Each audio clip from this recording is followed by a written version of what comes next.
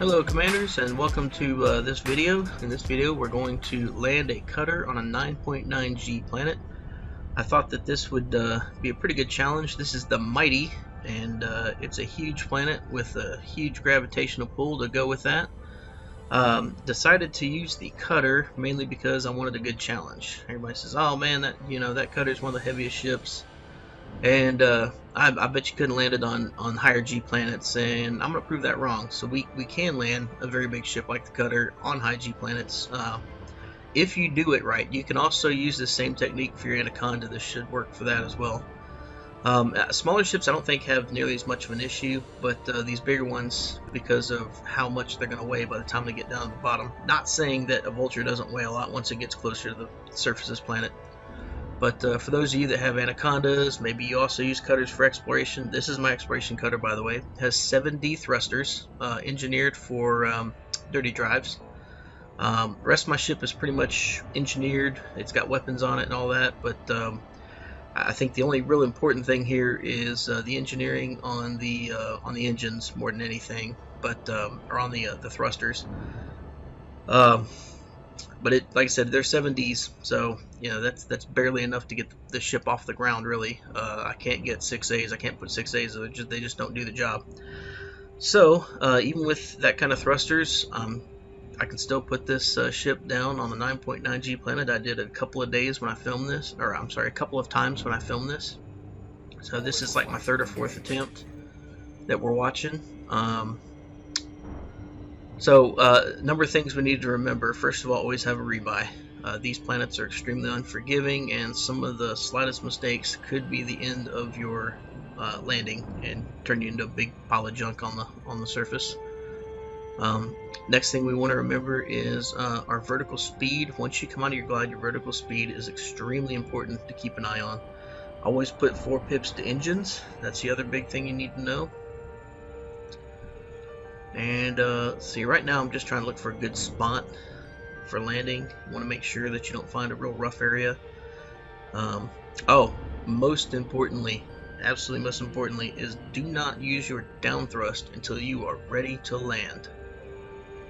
On any other planet or where the gravity's low, I typically use down thrust to help me get down to the surface. That is not a good idea here. As soon as you hit the down thrust on this, you are on an express elevator to basically to the surface of the planet, and it's not going to end well. At the higher altitudes, shields aren't going to do you much good. Lower altitudes, they help, but yeah, if you make a mistake closer to where you come out of the glide, I'm not sure if there's any amount of shields that's going to be able to help you out. I go everywhere with shields on just about every one of my exploration ships. I know a lot of people think that's just more weight. I'm good. I'm cool. I'd rather have them. This ship's actually quite unique in the fact that it has a lot of shields. I also ended up putting up quite a few structural reinforcements on this as well. So even with the engineered weapons, the structural reinforcements, engineered structural reinforcements, the engineered shielding, the engineered thrusters, FSD drive, all that stuff, I don't know if you could do a stock. I'm not sure if a stock one could make it. I might try that. I've got a stock. I've got it pretty close to a stock cutter back home, and there's a planet like this really close to the bubble, which I'll show at the end of the video.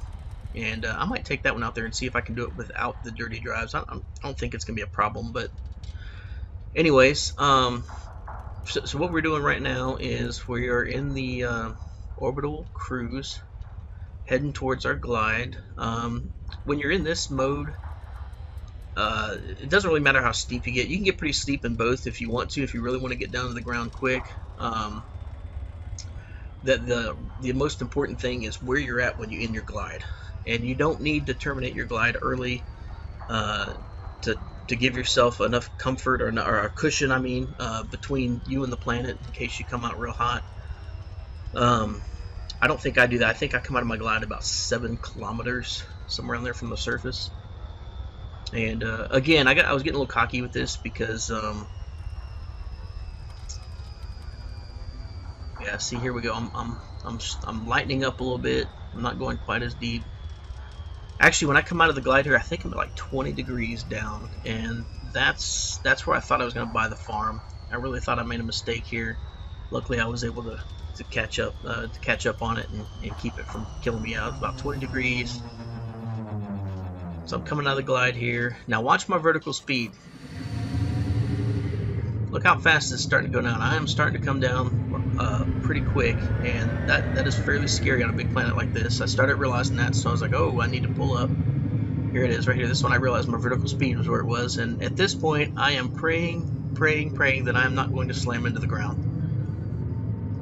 As you look at my altitude, it is going down quick, and I think I'm getting ready to break the 2 kilometer mark. There it is. There's 2 kilometer mark, and I'm still got some pretty good speed on me here. So I pull my speed back into the blue, hoping. Okay, here we go. Yeah, see, so I'm at 2 now on my vertical speed. At this point, you only want to put your nose down no more than 10 degrees down. That's as far down as you want to go. You want to keep it between 10 and 5.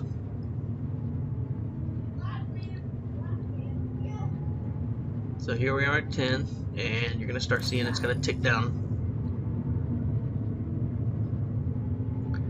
I'm going to put my gear down here shortly because I want to lose some speed. That's the other thing. Keep an eye on your speed. You can get your speed going up really quick. I try to keep it reasonable. Mainly what I'm looking at is my vertical speed more than my speed. I'm more concerned with how fast I'm going down than how fast I'm going. I want to pull my gear down now because I'm getting pretty low to the ground. I want to find a good clear area to land. So far this area looks not too bad. So I'm pretty comfortable. I like what I'm seeing. I'm probably going to find a good blue spot to come down on. And again, don't pick the first one you see. You want to lose some altitude. I'm way too high to be doing a landing right now. So even though I find a good one here in just a second, I'm going to cross one. I'm going to go ahead and pass that up. I like to be close to about 30 meters above the ground before I end up initiating a landing, especially with this heavy of a ship. See, there was a good one. I'm going to go ahead and pass that up. I'm still too high. Because when you hit the down thrust, you're pretty much committed to that landing. There is no, deciding, oh, this isn't a good spot. You need to make sure that the spot that you picked out is good enough for landing. And I believe this one right here, I think when I get around 30, I'm like, that's pretty good. So there's 40, I'm getting to 30. So at this point, I'm saying the next blue spot I see, I'm going to take it. Oh, here we go. And down thrust. Bam, there you go. So, and that's about how quick you go down even at the higher altitude. You hit down thrust, so it's pretty much, if you're at the higher altitude, 7-8 kilometers and hit down thrust, you've pretty much decided you're going to be landing. Well, that's it. That's pretty much the landing. We got down safe. I had a little bit of hurt to my shields. Now, where is this planet? So I'm going to go ahead and show you that. This planet is here's the bubble right here. This is where everybody starts from. Come all the way out towards Colonia, and actually you can go past Colonia. This is about 3,000 or 4,000 light years beyond Colonia. So we're talking, I believe Colonia is about 22,000 light years, so about 27,000 light years from home. And it is the 4th planet, as you can see, massive. This planet is huge, 9.9 Gs. I'm going to go ahead and zoom in and rotate it around so you can take a look at it. It's got some huge crater on it too. Right there, look at that big old crater. That thing got smacked, man. If you want to try this out, but you don't want to fly 26,000 light years to do it, there's another system that is about 2,000 outside the bubble, and that's this one right here. HD. Let's see, where is it? HD. There you go, right there. Planet number 3. It's a 9.77 G, so practically the same thing. You don't have to go near as far, but if you want to try it out in your Anaconda or whatever, you want to give some of the stuff you saw in this video a try, this is a good place to do it, and you don't have to worry about being so far out. So that's pretty much for the high G landings.